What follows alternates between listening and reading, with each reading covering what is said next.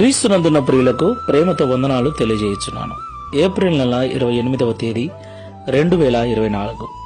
ఈరోజు దేవుడు మనకు చేస్తున్న వాగ్దానం ఏమిటనగా, కీర్తనల గ్రంథము 107వ కీర్తన 13-14 చరణాలు. కష్టకాలమందు వారు యెహోవాకు మొరపెట్టిరి, ఆయన వారి ఆపదల్లో నుండి వారిని విడిపించెను. వారి కట్లను తెంపివేసి చీకటిలో నుండి మరణాంధకారములో నుండి వారిని రప్పించెను. ఆమేన్.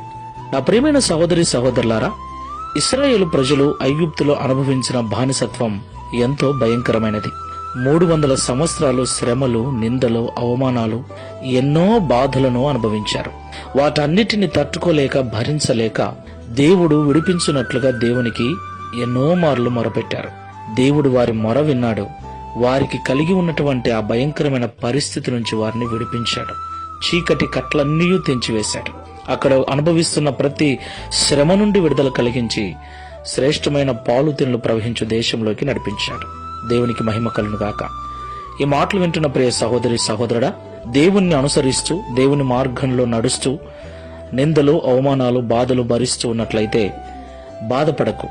ఇశ్రాయేలీయులు తమ కష్టకాలములో మొరపెట్టినట్లుగా నీ శ్రమలలో, నిందలలో, అవమానములలో నీవును ప్రార్థించినట్లయితే, ఉపవాసం ఉండి దేవునికి మొరపెట్టినట్లయితే, ఇశ్రాయేలీయుల మొర విని వారిని విడిపించిన దేవుడు నిన్ను, నన్ను కూడా విడిపించటానికి సమర్థుడు. ప్రార్థన చేయటం మరవకు. దేవునికి ఎల్లవెల్లలా మొరపెడుతూ దేవుని ద్వారా ఆశీర్వదించబడుతూ దేవునికి సాక్షులముగా జీవిద్దాం. ప్రార్థన చేసుకుందాం.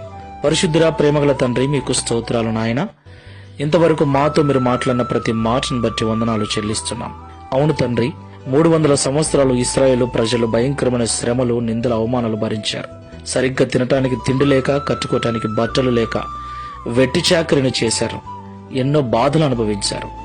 వారి బాధ భరించలేనంత ఎక్కువై ఆ బాధ నుండి విడిపించమని నీకు మొరపెట్టినప్పుడు వారి మొర విని వారిని శ్రమ నుండి విడిపించి బాధను తొలగించి శ్రేష్టమైన దేశంలోనికి నడిపించిన దేవుడవు. అలాగే మేము కూడా మా శ్రమలలో, మా బాధలలో నీకు మొరపెట్టినప్పుడు వారి వలె మమ్మల్ని విడిపించి సంతోషము చేత నింపుతావని మాతో మాట్లాడారు. ఈ ప్రార్థనలో ఏకీభవిస్తున్న వారిలో ఎవరైనా అలాంటి పరిస్థితుల్లో ఉన్నట్లయితే ఇశ్రాయేలు ప్రజల వలె నీకు మొరపెట్టి వారి వలె విడుదల పొంది శ్రేష్టమైన జీవితం అనుభవిస్తూ నీకు సాక్షులుగా బ్రతుకుటకు సహాయం చేయమని, దావీదు వలె మేము కూడా నిన్ను గూర్చి లోకానికి సాక్ష్యం ఇచ్చినట్లుగా నీకు సాక్షులుగా నిలబెట్టుమని యేసు నామములో ప్రార్థిస్తున్నాము తండ్రి. Amen. Praise the Lord. God bless you.